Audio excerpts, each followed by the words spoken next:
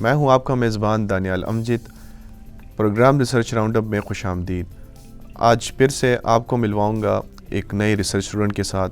बात करेंगे उनसे, पूछेंगे उनसे रिसर्च के बारे में, उनके पास हमारे लिए कितनी मालूमात हैं। आज हमारे साथ स्टूडियो में मौजूद हैं मोहम्मद अब्दुल्ला, जो कि एमफिल माइक्रोबायोलॉजी कर रहे हैं सरहद यूनिवर्सिटी से। उसके साथ साथ अपनी क्लिनिकल एक्सपीरियंस भी जारी रखे हुए हैं, काफ़ी यंग और टैलेंटेड भी हैं। तो चलिए मिलते हैं उनसे, बात करते हैं उनसे। अस्सलाम वालेकुम। वालेकुम अस्सलाम। बहुत शुक्रिया, आपने हमारे टाइम निकाला। जी, आपका भी बहुत शुक्रिया कि शो में आने का मौका दिया आपने। अच्छा, आप अपने रिसर्च के बारे में मुझे और मेरे नाज़रीन को कुछ बता सकते हैं? जी, मेरा फाइनल ईयर जो रिसर्च था BS का, वो था molecular identification and isolation of MDR bacteria from surgical site infection. जो सर्जिकल आफ्टर सर्जरी जो इन्फेक्शन होते हैं, उन वूंड जो होते हैं ना, तो उनमें इन्फेक्शन कॉज हो जाता है। उन इन्फेक्शन से मैंने आइसोलेट करना था डिफरेंट बैक्टीरिया को, उनकी आइडेंटिफिकेशन करनी थी। फिर उसका देखना था कि एंटीबायोटिक ससेप्टिबिलिटी देखनी थी कि रेजिस्टेंट कितने हैं, वो कौन कौन से ड्रग को रेजिस्टेंट है, कौन कौन से ड्रग को सेंसिटिव हैं। ये सब कुछ मैंने फाइंड आउट करना था। फिर मॉलिक्यूलर आइडेंटिफिकेशन करनी थी इसकी मैंने, जो बैक्टीरिया मैंने आइसोलेट किया उसकी। अच्छा, आपने MDR बैक्टीरिया की बात की है, तो ये टर्म थोड़ा आप मुझे और मेरे नाज़रीन को एक्सप्लेन कर सकते हैं? जी, MDR बैक्टीरिया जो है, मतलब MDR है मल्टी ड्रग रेजिस्टेंस। जो मल्टी ड्रग रेजिस्टेंट बैक्टीरिया है, मतलब एक बैक्टीरिया या ऑर्गेनिज्म हम जो भी कह लें, वो एक more than 3 class of antibiotics के वो रेजिस्टेंट होते हैं। मतलब उस पर कॉमनली जो हम ड्रग यूज़ करते हैं, मतलब ट्रीट करते हैं कोई भी इन्फेक्शन, वो जो है तो वो रेजिस्टेंट शो करते हैं उसके अगेंस्ट बैक्टीरिया जो है। तो more than 3 classes of antibiotics, वो कुछ भी हो सकते हैं। नॉर्मली हम कह सकते हैं कि मतलब फॉर एग्जांपल एक बंदा जो है एम्पिसिलिन ले रहा है, या एगमेंटिन ले रहा है, या एरिथ्रोमाइसिन ले रहा है, तो ये तीनों उस बैक्टीरिया पे काम नहीं कर रहे, तो ये हमारे पास आ गया MDR मल्टी ड्रग रेजिस्टेंट। मतलब वो एंटीबायोटिक बिल्कुल काम ही नहीं करते MDR बैक्टीरिया यही है कि 2-3 क्लासेस उस पर वो काम नहीं कर। अच्छा, ये MDR की बात की आपने, और इसके साथ जब इन्फेक्शन की, सर्जिकल साइड इन्फेक्शन की बात की, तो सर्जिकल साइड इन्फेक्शन में कौन कौन से बैक्टीरिया इसमें होते हैं हमारे पास जो इन्फेक्शन कॉज करते हैं? सर्जिकल साइड इन्फेक्शन में जो बैक्टीरिया हैं हमारे पास, वो डिफरेंट हो सकते हैं। ग्राम पॉजिटिव भी हो सकते हैं, ग्राम नेगेटिव भी हो सकते हैं, कुछ कम्युनिटी एक्वायर्ड हो सकते हैं, कुछ हॉस्पिटल एक्वायर्ड हो सकते हैं। उसमें हमारे पास स्टेफ स्पीशीज़ हो सकते हैं, इकोलाई वगैरह आ सकता है, क्लेप्सिला आ सकता है, सुडोमोनास हो सकता है। तो बहुत सारे स्पीशीज़ हैं इसमें इन्वॉल्व हैं।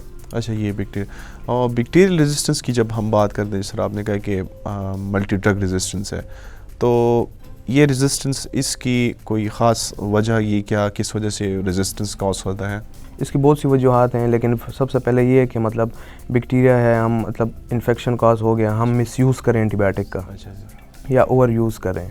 मतलब एंटीबायोटिक की लेने की जो ड्यूरेशन है ट्रीटमेंट की, वो है 1 वीक या मतलब 14 डेज़, और हम उससे ज़्यादा ले रहे हैं एंटीबायोटिक, या मतलब बिल्कुल एक दिन ले लिया, दूसरे दिन छोड़ दिया, या पहले 2 दिन ले लिया, उसके बाद हमने नहीं ली।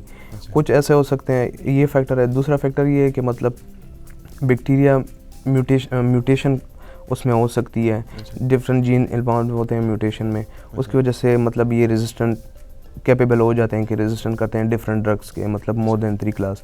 उसमें फिर आगे आता है बायोफिल्म प्रोडक्शन। बायोफिल्म प्रोड्यूस करते हैं अपने सेल्स के इर्द गिर्द, मतलब एक डिफेंस लेयर सा बना लेते हैं। उसकी ये एक वजह ये हो सकती है। और इफ्लक्स पंप्स हो सकते हैं उसमें मतलब एंजाइम कुछ ऐसे हो सकते हैं जो मतलब एंटीबायोटिक को डिग्रेड कर देते हैं, वो उन पे काम नहीं करती। सही जी। अच्छा, सर्जिकल साइड इन्फेक्शंस जो हैं, तो इसमें कौन कौन सी किस्म की साइड इन्फेक्शन सर्जिकल इन्फेक्शन कौन कौन सी किस्म की हो सकती हैं? ये डिफरेंट किस्म की हो सकती है। मतलब कोई ब्रेन ट्यूमर है, उसको रिमूव करते हैं, वो सर्जिकल प्रोसीजर से होगा। या मतलब हार्ट की कोई मतलब सर्जरी है, heart surgery, open heart surgery है, या कोई भी, या इस तरह लेप्रोस्कोपिक सर्जरीज हो सकती हैं, अपेंडिसाइड्स हो गया, या मतलब ब्लैडर्स वगैरह का हो गया। तो या मतलब कोई बोन फ्रैक्चर हो गया, उसकी मतलब ट्रीटमेंट हो रही है, मतलब उसको रिप्लेस किया जा रहा है, या मतलब फ्रैक्चर उसको ठीक किया जा रहा है, उसकी जो सर्जिकल प्रोसीजर होगा। तो सर्जिकल प्रोसीजर में कुछ भी आ सकते हैं, ऑर्गन्स आ सकते हैं, टिश्यूज़ वगैरह आ सकते हैं। मतलब जितनी भी किस्म की वो सर्जिकल इंस्ट्रूमेंट्स यूज़ के हुए हैं, मतलब सर्जरी इंसिजन हुई हैं, उन सब में जितने भी इन्फेक्शन मतलब सब में तकरीबन कॉज हो सकता है। जी, हर लेवल का हो सकता है। मतलब कोई ज़ख़म है या मतलब उसको साफ़ करना है, मतलब उसकी सर्जरी हो सकती है, डिब्राइडमेंट हल्की सी वो हम उसको कह सकते हैं, टिश्यू लेवल पे हो सकता है। मतलब या कोई ऑर्गन ट्रांसप्लांट करना हो, लिवर ट्रांसप्लांट, किडनी ट्रांसप्लांट, इन चीज़ों की। अच्छा, ये सर्जिकल साइड इन्फेक्शंस जो है तो इसके लिए कोई ख़ास एज या कोई ख़ास जेंडर इन्वॉल्व है कि नहीं, तकरीबन सबको ये हो सकता है? नहीं, सबको हो सकता है, लेकिन बस कुछ ऐसे हो सकते हैं कि रिस्क फैक्टर, मतलब हाई रिस्क फैक्टर पे हो सकते हैं। जैसे मतलब अब बच्चे हो सकते हैं, उनका कोई सर्जिकल प्रोसीजर हो रहा है, तो बच्चों की जो इम्यूनिटी है वो इस तरह नहीं होती जिस तरह के एक एडल्ट की होती है। या ऐसे पेशेंट्स जो इम्यूनो कम्प्रोमाइज्ड हैं, उनमें ज़्यादा मतलब इन्फेक्शन ये कॉज हो सकता है। सर्जिकल प्रोसीजर उनका हो गया, उसके बाद उनमें इन्फेक्शन ज़्यादा काज हो सकता है।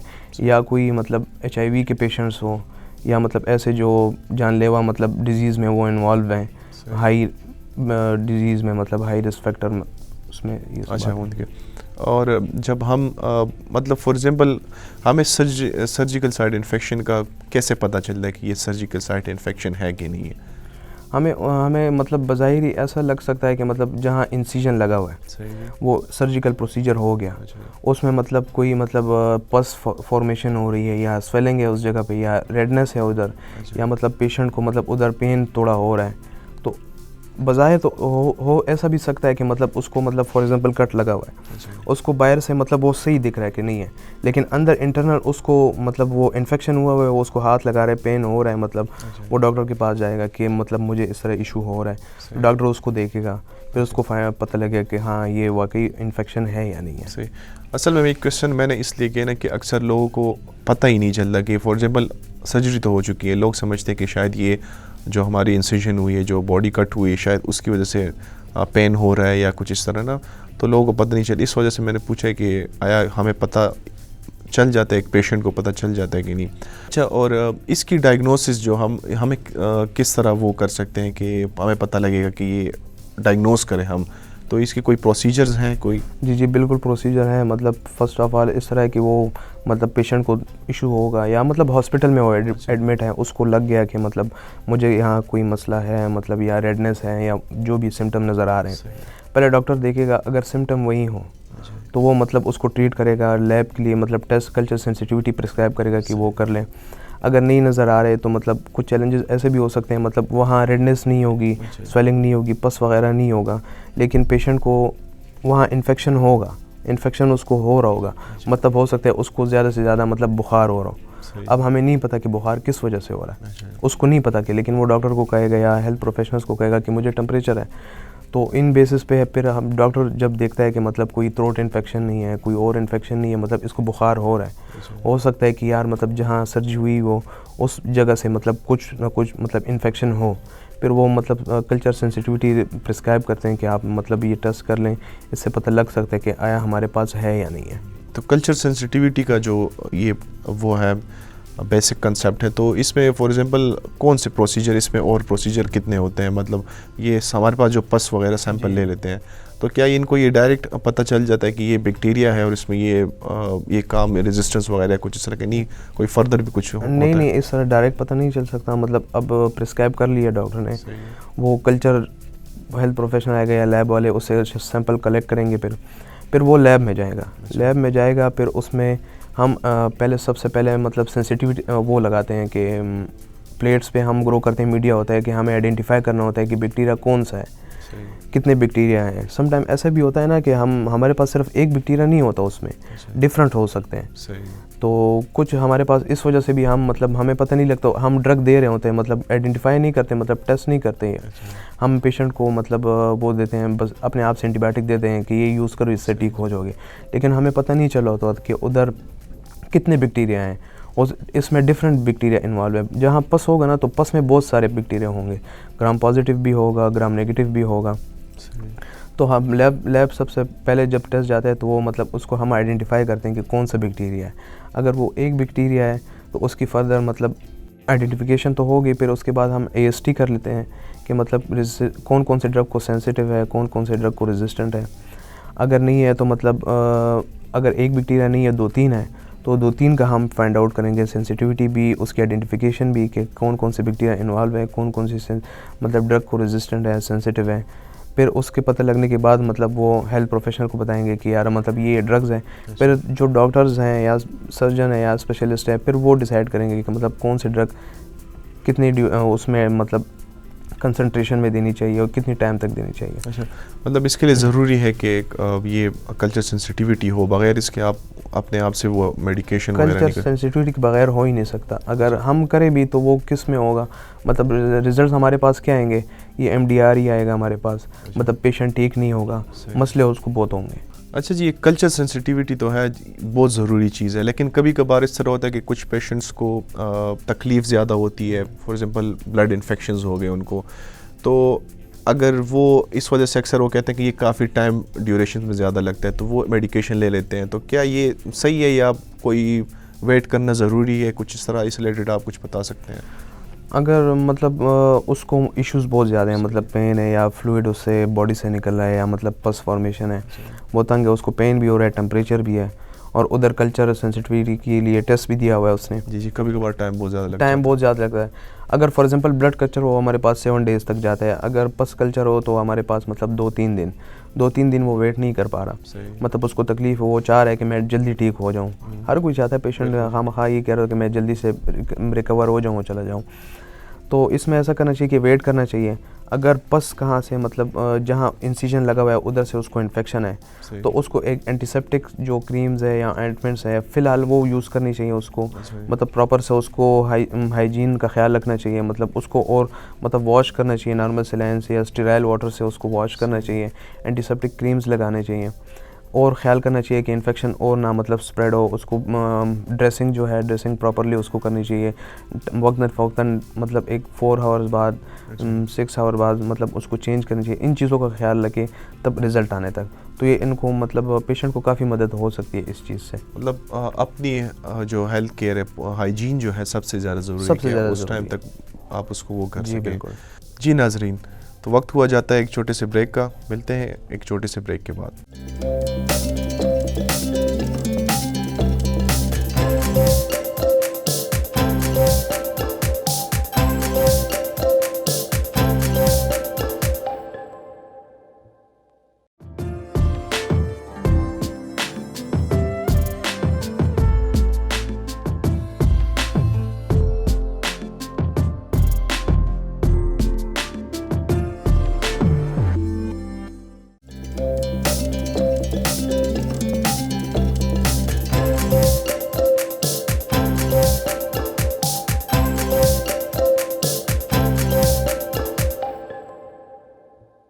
वेलकम बैक नाजरीन।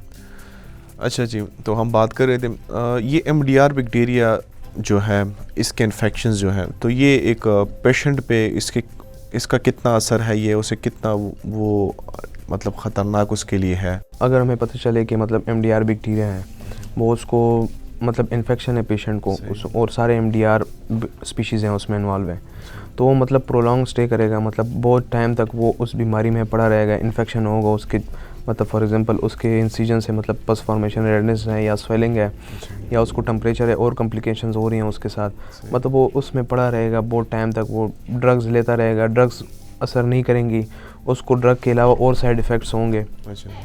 स्टमक के, जैसे कि हम देखें कि एंटीबायोटिक हम कहते हैं कि मतलब हमने लिया, स्टमक हमारा ठीक नहीं है उससे, मतलब वो एंटीबायोटिक तो लेता रहेगा ना, कुछ तो मतलब मेडिसिन हैं वो साइड इफ़ेक्ट्स भी शो करती हैं ना, सिर्फ ये नहीं कि मतलब एक चीज़ ठीक करते हैं। तो वो मतलब पेशेंट बहुत स्टे तक, मतलब बहुत टाइम तक, हफ्तों तक, महीनों तक, मतलब 6 महीने, सालों तक लग जाते हैं, मतलब ठीक नहीं होते। जैसे कि डायबिटिक फुट हो गया, मतलब उसको अगर ज़्यादातर मतलब वो उस सर्जिकल प्रोसीजर उसमें भी इन्वॉल्व होते हैं, तो उनको इन्फेक्शन लग जाते हैं, मतलब वो डायबिटिक है वो ठीक नहीं हो रहा, वो ज़्यादातर मतलब वो एक अरसे तक मतलब वो प्रोलॉन्ग करता है, मतलब इन्फेक्शन में मतलब वो पड़ा होता है, मतलब इन्फेक्शन मतलब इनका ज़्यादा बढ़ता रहता है, और वो जगह जो ऑलरेडी इनकी ख़राब होती है, इन्फेक्शन होता है, तो वो भी मेरे ख्याल से बढ़ता रहता है। और आपको पता है कि मतलब एक सर्जिकल प्रोसीजर तो हो गया, उसके बाद उसको इन्फेक्शन लग गया, हो सकता है कि उसको दोबारा सर्जिकल प्रोसीजर से गुजरना पड़े। अच्छा, मतलब दोबारा भी उसकी सर्जरी हो सकती है कि मतलब उसको वो इन्फेक्शन है या मतलब जितना वो डेड टिश्यूज़ हैं, मतलब वो स्लफ्स है, पस है, वो उसको दोबारा रिमूव करेंगे। एक सर्जिकल प्रोसीजर से दोबारा गुजरना पड़ेगा।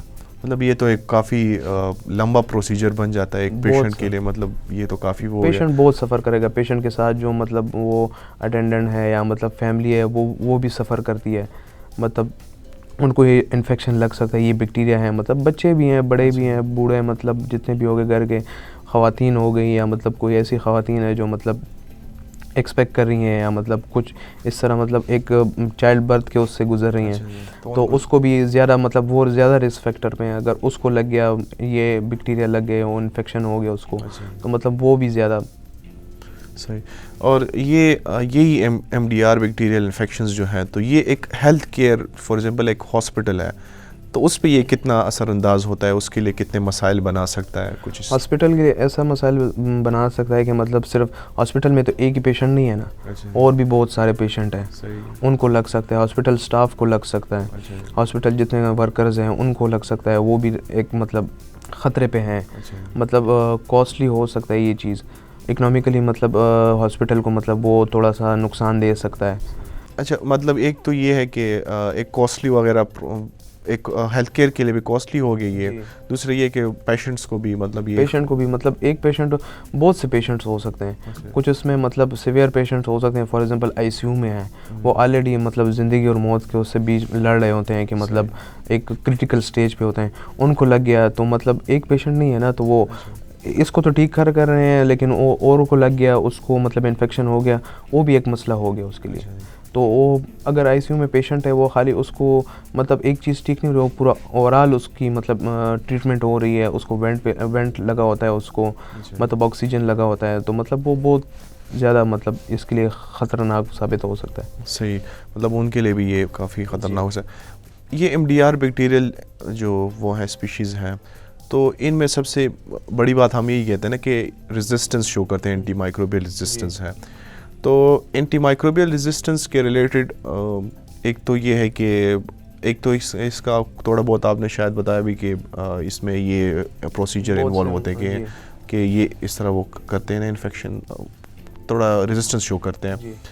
तो इसके रिलेटेड पाकिस्तान में कोई अवेयरनेस होती है कि लोगों को अवेयर किया जाए कि किस तरह एंटीबायोटिक्स यूज़ करने के? नहीं जी, पाकिस्तान में भी मतलब ऑल ओवर द वर्ल्ड होते हैं, लेकिन पाकिस्तान में भी जो NIH वाले हैं, वर्चुअल क्लब वाले, तो वो हर अक्टूबर में एवरी ईयर अक्टूबर में जो वो है तो सेमिनार या मतलब वो अरेंज करते हैं AMR पे, एंटी माइक्रोबियल रेजिस्टेंट पे, मतलब एक सेमिनार सब होता है, उसमें different doctor, specialist, health professional जितने भी है वो मतलब अवेयरनेस करते हैं, लोगों को मतलब अवेयर करते हैं उन चीज़ों के बारे में जो मतलब हम गलतियां करते हैं, जो मतलब लापरवाहियां करते हैं हम एंटीबायोटिक लेने में, या मतलब स्पेसिफिक एंटीबायोटिक नहीं लेते हैं या ज़्यादा लेते हैं, मिस यूज़ करते हैं स्पीशीज़ के बारे में। हर एक के लिए, पब्लिक के लिए भी और जो स्टाफ हैं हॉस्पिटल स्टाफ, उनके लिए भी मतलब वो पूरा समझाते हैं, अवेयर करते हैं कि ये चीज़ें आप लोगों ने करनी है, ये चीज़ें, इन चीज़ों से आपने बचना है, मतलब एक सेफ्टी की तरफ हमें लेके जाते हैं। अच्छा, ये एंटी माइक्रोबियल रेजिस्टेंस है जो है, इसमें तो इतना तो मुझे अंदाज़ा हो गया कि ये पेशेंट्स का रोल भी है, क्योंकि कभी कभी मिस यूज़ ऑफ ड्रग्स और ये वगैरह करते हैं ना एंटीबायोटिक्स का, तो इसमें हेल्थ केयर जो प्रोफेशनल्स हैं या कोई हॉस्पिटल है, तो उनका कितना रोल है, मतलब वो कितना इसमें अपना रोल प्ले कर रहे हैं कि इसको बढ़ाने में, ये इन्फेक्शन बढ़ाने में कोई उनका कोई रोल है इसमें? उनका सबसे बड़ा रोल है, क्योंकि पेशेंट हॉस्पिटल में आता है, हॉस्पिटल में सर्जिकल प्रोसीजर उसका हो गया, उनका बहुत बड़ा रोल है कि जो भी मतलब उस वूंड को कोई मतलब सर्जिकल प्रोसीजर हो गया, वो वूंड है, उस वूंड को ट्रीट किया जा रहा है, मतलब नर्सेज हो गई या स्टाफ हो गया, वो उसको मतलब ड्रेसिंग करा रहा है या मतलब केयर कर रहा है उसकी, और उसने मतलब हैंड हाइजीन नहीं रखा हुआ, पर्सनल PPE नहीं पहना हुआ, पर्सनल प्रोटेक्टिव इक्विपमेंट जो है वो नहीं पहना हुआ, मतलब और वो जा रहा है मतलब उसको टच कर रहा है, तो मेन रोल ही हमारा हॉस्पिटल का है, हॉस्पिटल स्टाफ का है। उनको ज़्यादा ख्याल करना चाहिए कि इन चीज़ों से मतलब बचाए पेशेंट को भी और ख़ुद को भी और कम्युनिटी को भी।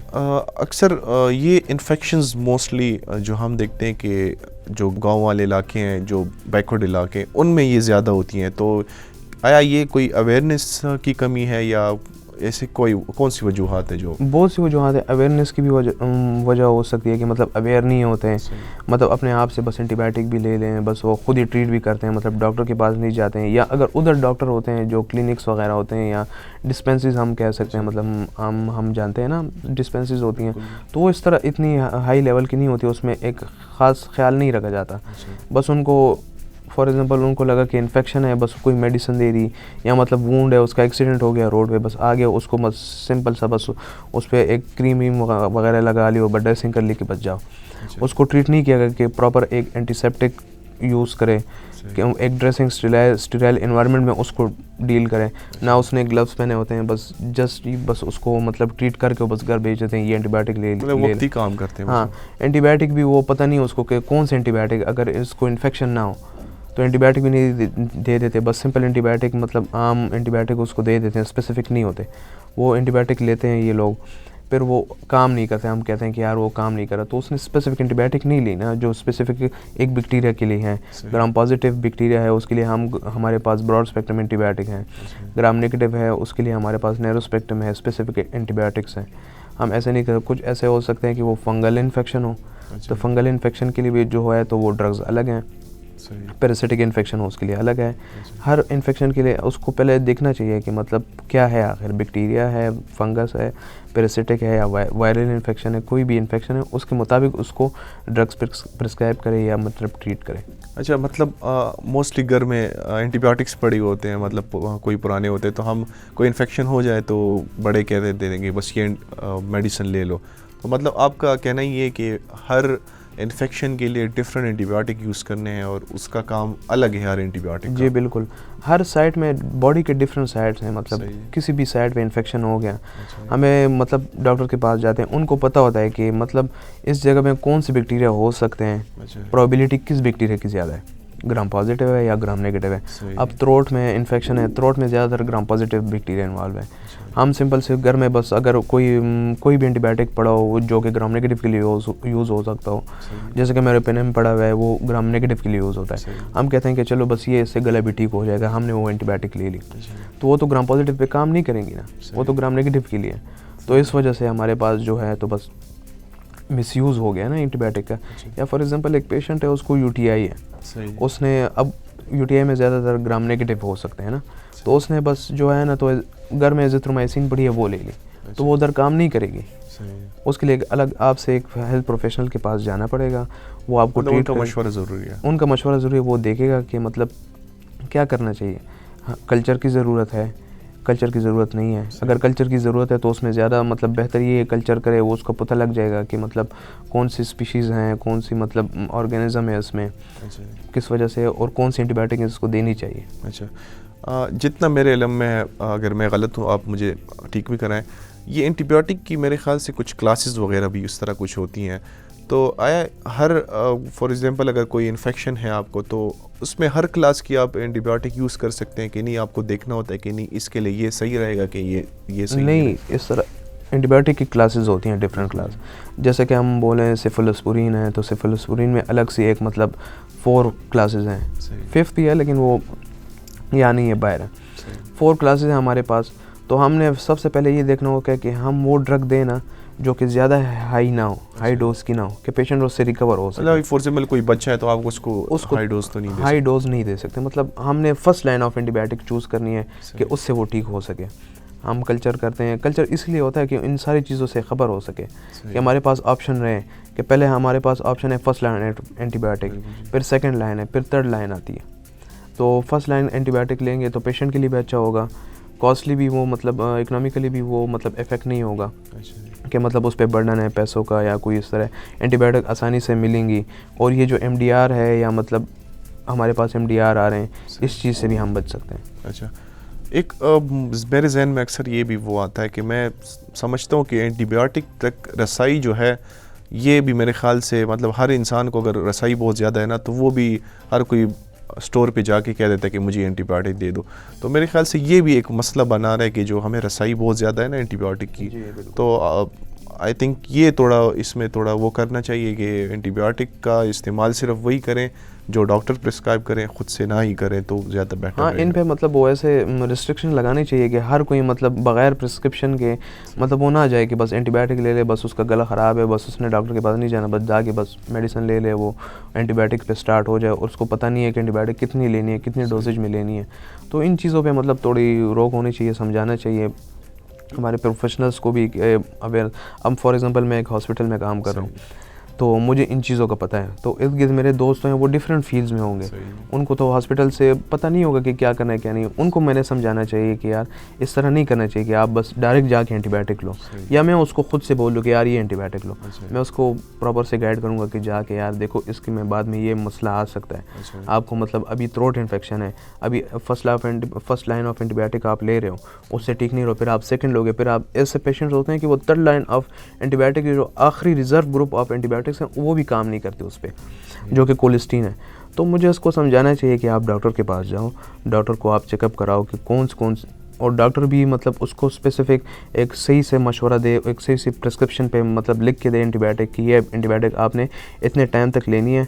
डॉक्टर की जिम्मेदारी ये हो गई। पेशेंट जब उसने दवाई ले ली, मेडिसिन ले ली, उसकी ज़िम्मेदारी है कि वो एक प्रॉपर मेडिकेशन मतलब ट्रीटमेंट करे, उसकी मतलब लेता रहे, ओरली है, इंजेक्टेबली है, जो भी है, तो वो मतलब ड्रग्स ले रहे प्रॉपर एक टाइम तक वो लेता रहे, उसमें मतलब लापरवाही ना करें कि एक दिन ले लिए दूसरे दिन नहीं लिया, एक दिन एक टाइम पे ले लिया दूसरे टाइम पे नहीं लिया, बस जोश। तो इन सारी चीज़ों को ख्याल करना चाहिए। मोस्ट स्पेसिफिकली एक ख़ास डेज होते हैं मेरे ख्याल से, आई थिंक 7 डेज़ होते हैं कुछ वो भी मैटर करते हैं ना कि कौन सा मतलब स्पीशीज या ऑर्गेनिज्म है। अगर फंगल है तो वो ज़्यादा टाइम लेगा, वो हम बाज़ों का अब डायबिटिक फुट है, उसमें डायबिटिक फुट में ज़्यादा फंगस जो होते हैं ये ज़्यादा ग्रो करते हैं, तो हम मतलब कोई ड्रग उसको देते हैं, फॉर एग्जांपल फ्लूकोनाजोल हो गया या एम्फोटेरिसिन भी हो गया, वो हम 1 वीक में एक देते हैं 6 वीक्स तक। तो मतलब अगर एक वीक हमने ले ली और दूसरे वीक हमें पता ना चलो हमने ना ली, तो मतलब ठीक नहीं होगा और सिवियर होता जाएगा। मतलब हर ड्रग की फिर वो भी चेंज होती है कि कितना लेना है, किस हिसाब से मतलब उसकी कंसंट्रेशन होती है ना, तो उसके लिहाज से बॉडी को देख के मतलब एज वाइज देख के मतलब क्या एज है इसकी, कितनी मिलीग्राम, हम देखते हैं ना कि वो लिखा होता है कि 250 मिलीग्राम है, 500 मिलीग्राम है। सही। ये सर्जिकल साइट इन्फेक्शंस हो गए, फिर इसमें से जो इन्वॉल्व MDR बैक्टीरिया हो गया या कोई और बैक्टीरिया है, तो ये मतलब एक पेशेंट के लिए कितने ख़तरनाक है? फॉर एग्जांपल ये आया कोई डेथ वगैरह तक कोई इसकी बात जा सकती है? जी बिल्कुल जा सकती है। फॉर एग्जांपल सर्जिकल प्रोसीजर हो गया, स्पाइन सर्जरी मैं आपको बता दूं, स्पाइन सर्जरी हो गई, स्पाइनल कॉर्ड की मतलब वो एक एक्सपोज हो गया, उसको आफ्टर सर्जरी उसको इन्फेक्शन लग गया, तो देखो वो मेनिंजाइटिस भी काज हो सकती है। बिल्कुल जी। वो उसमें मतलब अगर फॉर एग्जांपल वो मेनिंजाइटिस काज हो गया उसको और वो इम्यूनो कम्प्रोमाइज भी है, मतलब या बूढ़ा हो या मतलब अबाउट 50 एज हो, उसकी इम्यूनिटी ऐसे काम नहीं करी, या उसके साथ और मतलब डायबिटिक है वो, तो वो मतलब डेथ तक बात जा सकती है उसकी। अच्छा, मतलब ये एक ख़तरनाक वाली वो सिचुएशन है। खतरनाक इशू है, हम इसको मतलब लाइटली लेते हैं, लेकिन इस तरह देखा जाए ना तो हम तो जल्दी ठीक हो जाते हैं, हम जवान हैं, मतलब जो एडल्ट्स हैं वगैरह वो जल्दी ठीक हो जाते हैं। जो ऐसे पेशेंट हैं जो मतलब बूढ़े हैं, हमारे बड़े हैं, तो उनको मतलब इन चीज़ों से गुजरना पड़ेगा। फिर मतलब हमारी लापरवाही हमें कहीं ना कहीं पे हमें वो लेके जा सकती है। अच्छा जी, बातें तो आपसे चलती रहेंगी, वक्त हुआ जाता है एक छोटे से ब्रेक का। जी नाजरीन, जाते हैं एक छोटे से ब्रेक पे, मिलते हैं उसके बाद।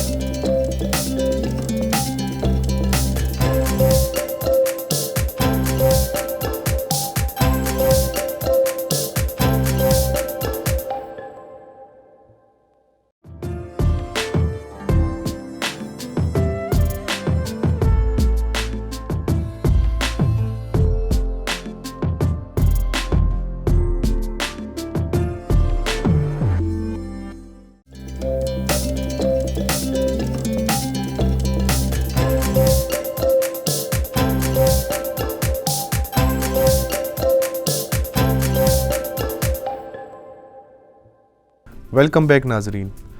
अच्छा जी, ये सर्जिकल साइट इन्फेक्शंस जो हैं, इससे कोई बचने का तरीका आप अगर हमें बता सकते हो? जी बिल्कुल, बहुत से तरीके हैं, मतलब हॉस्पिटल सेक्टर्स हो गए या मतलब जितने भी जनरल हॉस्पिटल्स हैं जहाँ सर्जिकल प्रोसीजर होते हैं, तो उनको ख्याल करना चाहिए स्टरलाइजेशन का, इक्विपमेंट ऐसे हों जहाँ मतलब आफ्टर स्टरलाइजेशन एक्सपोज ना हो जल्दी से। मतलब उनके पास अगर एक पेशेंट का वो हो जाए, सर्जरी हो जाए, तो जहाँ रिकवरी रूम होता है वहाँ जो मतलब जो कुछ वहाँ किया जाता है तो उनका ख्याल रखा जाए। इन्फेक्शन रेट्स, इन्फेक्शन कंट्रोल जहाँ मतलब उन सोसाइटीज़ होती हैं या मतलब वो होते हैं इन्फेक्शन कंट्रोल के जो मेंबर्स होते हैं या मतलब जो उनको डील कर रहे होते हैं, तो उनको देखना चाहिए कि मतलब कौन कौन सी चीज़ है हमसे मतलब गलत हो रही है या कौन कौन सी चीज़ में हम मतलब लापरवाही कर रहे हैं। हेल्थ सेक्टर में जो है तो मतलब स्टेरिलाइजेशन करनी चाहिए, मतलब सर्जरी हो रही है, मतलब जो इक्विपमेंट यूज़ है उनकी प्रॉपर स्टेरिलाइजेशन होनी चाहिए। स्टेरिलाइजेशन डिपार्टमेंट में भी फिर देखना चाहिए कि मतलब प्रॉपर हो रही है, मतलब जो टेम्परेचर हमें चाहिए, जो प्रेशर हमें चाहिए, वो मशीन मतलब वो प्रोवाइड कर रहे हैं, सही प्रॉपर सी हो रही है कि नहीं, उनको देखना चाहिए। या मतलब जहाँ जो ही मतलब सर्जिकल प्रोसीजर स्टार्ट हो रहे हैं, इंसिजन दिया जा रहा है, तो मतलब जो एंटीसेप्टिक यूज़ हो रहे हैं मतलब वो सही वाले यूज़ हो रहे हैं, मतलब एक्सपायर नहीं है या कुछ प्रॉपर से यूज़ हो रहे हैं, मतलब ज़रूरी है। क्योंकि मतलब अगर फॉर एग्जांपल जब इंसिजन दिया जाता है तो मतलब हमारे हर बॉडी के पार्ट्स पे मतलब बैक्टीरिया पड़े होते हैं, मतलब एक नॉर्मल फ्लोरा होता है, माइक्रोबायोम होता है, मतलब वो अगर एंटीसेप्टिक आपने यूज़ नहीं किया और आपने सर्जिकल मतलब इंसिजन दे दिया तो वो मतलब बैक्टीरिया तो होते हैं ना, तो वो तो मतलब वहाँ जाके मतलब फिर इन्फेक्शन कॉज है। तो इन सारी चीज़ों को देखा जाता है। फिर हॉस्पिटल में ज़्यादातर ये सर्जिकल प्रोसीजर हॉस्पिटल में होते हैं, तो हॉस्पिटल स्टाफ को मतलब देखना चाहिए इन चीज़ों से, पेशेंट को भी बचाना चाहिए, ख़ुद को भी, कि इतने मतलब फिर एक ख़तरनाक स्टेज पे जाके मतलब वो फिर ट्रीट करते हैं और नहीं भी हो सकता, मसले होते हैं। तो मतलब एक इन्फेक्शन कंट्रोल होते हैं हॉस्पिटल में, मेंबर्स होते हैं, वो ट्रीट करते हैं, मतलब वो चेक करते हैं कि मतलब कहाँ कहाँ लापरवाही तो नहीं हो रही या मतलब कोई गलती तो हमसे नहीं हो रही। तो स्टार्ट से अगर देखा जाए इन चीज़ों से तो हम बच सकते हैं इनसे।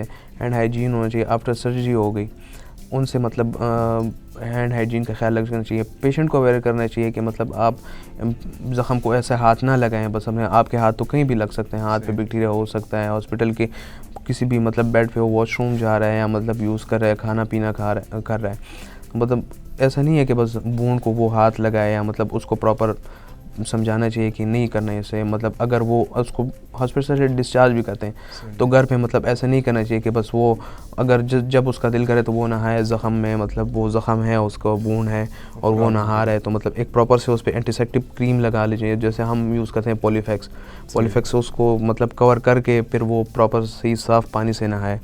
ऐसा नहीं कि बस जहाँ मतलब उसका दिल करे जिस तरह करे, बस मतलब एहतियात सबसे ज़्यादा ज़रूरी है। मतलब एक प्रोफेशनल को भी ज़रूरी है कि वो एहतियात करे, ख़ुद को भी बचाए, पेशेंट को भी बचाए और प्रोसीजर के थ्रू जाए।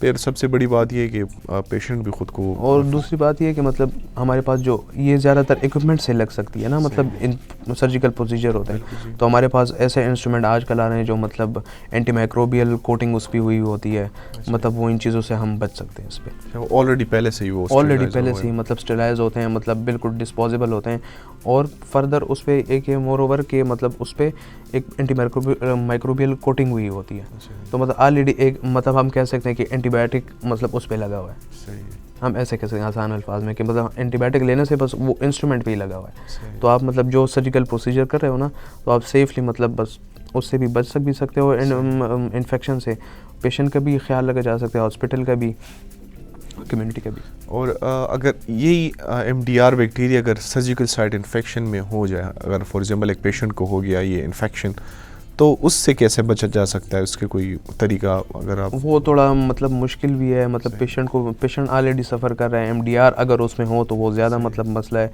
वो ठीक नहीं हो रहा, एक ड्रग से नहीं हो रहा, दो से भी नहीं हो, मतलब बहुत सारे ड्रग हम उनको दे रहे हैं, ठीक नहीं हो रहा, तो हम इसमें फिर मतलब कम्बिनेशन थेरेपी करते हैं, मतलब 2 एंटीबायोटिक्स हम उनको दे रहे हैं, मतलब फॉर एग्जांपल टीजीसाइक्लिन दे देते हैं, उसके साथ कोई क्लोरामफेनिकोल या कोई भी मतलब ड्रग हम उसको दे देते हैं, उससे करते हैं। या इस तरह होता है कि हम कोई एंटीसेप्टिक क्रीम फॉर एग्जांपल, अब हमने कल्चर कर लिया हमने, उसमें हमें पता लगा कि मतलब कोई भी क्रीम है, फॉर एग्जांपल माइसिट्रिसिन है या मतलब कोई भी वो उस पर काम कर रही है, तो वो क्रीम भी हम लगा लेते हैं उस पर वुंड पे, और साथ में एंटीबायोटिक भी ले रहे होते हैं, तो इससे हम ऐसे ट्रीट करते हैं। या मतलब कोई भी एंटीसेप्टिक, मतलब हम घर में कहते हैं पायोडीन वगैरह, पायोडीन या स्पिरिट, वो स्पिरिट हम यूज़ करते हैं और साथ में एंटीबायोटिक भी ले होते हैं, ये कम्बिनेशन थेरेपी हम फिर करते हैं। अच्छा, मतलब कम्बिनेशन, फॉर एग्जांपल अगर एक ड्रग है वो सही से काम नहीं करे तो फिर डॉक्टर हमारे मेडिकल जो है वो कम्बिनेशन थेरेपी की तरफ जाते हैं, वो करते हैं। फिर अगर बहुत ज़्यादा हो तो हम मतलब बूस्टर्स लगाते हैं, इम्यूनिटी को बूस्ट करते हैं कि मतलब उसके अगेंस्ट काम करे। जो इन्फेक्शन हो रहा है या MDR बैक्टीरिया है उसके अगेंस्ट काम करें। इस MDR रिलेटेड या एंटी माइक्रोबियल रेजिस्टेंस रिलेटेड कोई रिसर्च वगैरह होती हैं, मतलब ताकि रिसर्चर्स को पता लगे, या कोई ओवरऑल कोई इस रिलेटेड काम होता है? हाँ, आज पाकिस्तान में या बाहर? हाँ, पाकिस्तान में भी होता है, बाहर में भी, हमारे पेशावर में बहुत होता है। मतलब आजकल जितने भी एलाइड हेल्थ साइंस वाले स्टूडेंट्स हैं, ज़्यादातर आप देखें तो वो AMR पे काम कर रहे हैं। मतलब इंडिया को ये एक मतलब रेजिंग इशू है।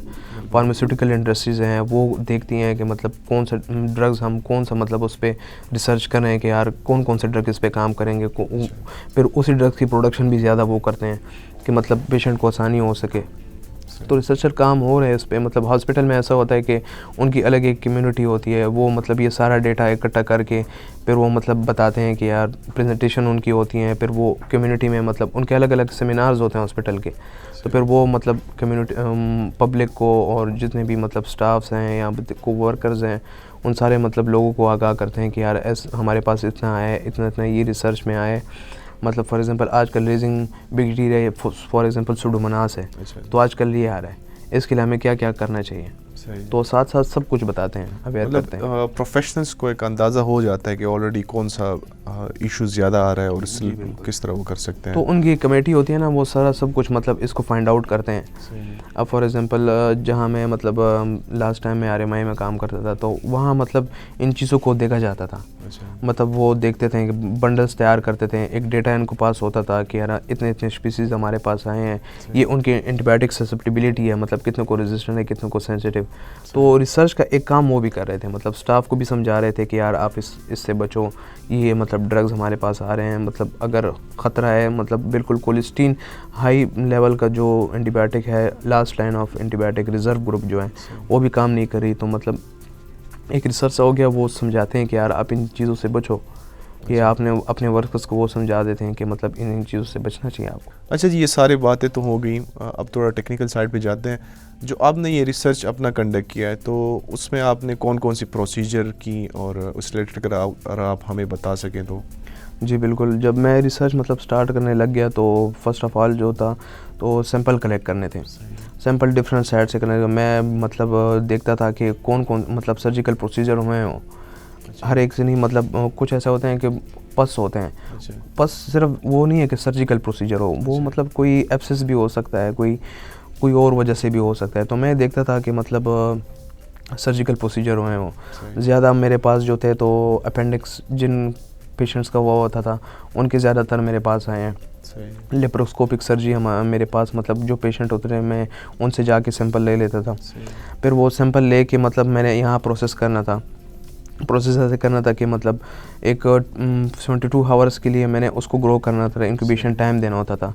मीडिया पे मैं डिफरेंट मतलब मीडिया यूज़ करता था। मैं कहूँ कि ब्लड मीडिया हो गया, वो मैं यूज़ करता था कि मतलब उसके बाद फिर मैं उसको आइडेंटिफाई करता था।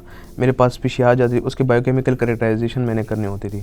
मतलब फॉर एग्जांपल डिफरेंट टेस्ट करने होते थे उस बैक्टीरिया को आइडेंटिफाई करने के, हाँ मेरे पास ये बैक्टीरिया है भी कि नहीं। मतलब मैं सिर्फ बैक्टीरिया तो नहीं कह सकता कि बैक्टीरिया ने ऐसा काम किया, मतलब कौन से बैक्टीरिया ने किया, स्टैफ था, इकोलाई था, मतलब क्लेब्सिला था। तो उसके लिए बायोकेमिकल करेक्टराइजेशन मतलब केमिकल टेस्ट में करता था।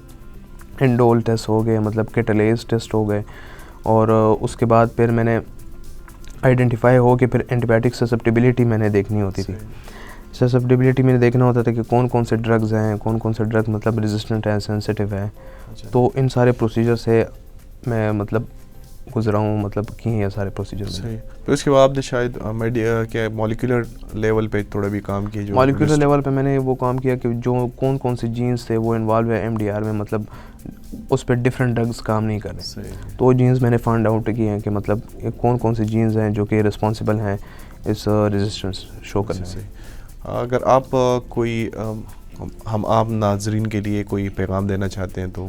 नाजरीन के लिए पैगाम है कि मतलब वो हॉस्पिटल में मतलब मेरा तो सर्जिकल साइट इन्फेक्शन पे मतलब इसी टॉपिक पे मतलब मैं समझाना चाहूँगा कि मतलब अगर सर्जिकल प्रोसीजर उनके होते हैं, कोई भी घर में होता है या मतलब पेशेंट कोई दोस्त हैं या रिश्तेदार वगैरह जो भी हैं, तो उनको मतलब इन चीज़ों से बचना चाहिए कि मतलब वूंड है, वूंड को मतलब ऐसे खोलना नहीं चाहिए, मतलब देखना नहीं चाहिए। हम देखते हैं वो वूंड है, ज़रा दिखाओ हमें, हम ऐसे भी करते हैं, हमारे घरों में होता रहता है ऐसे।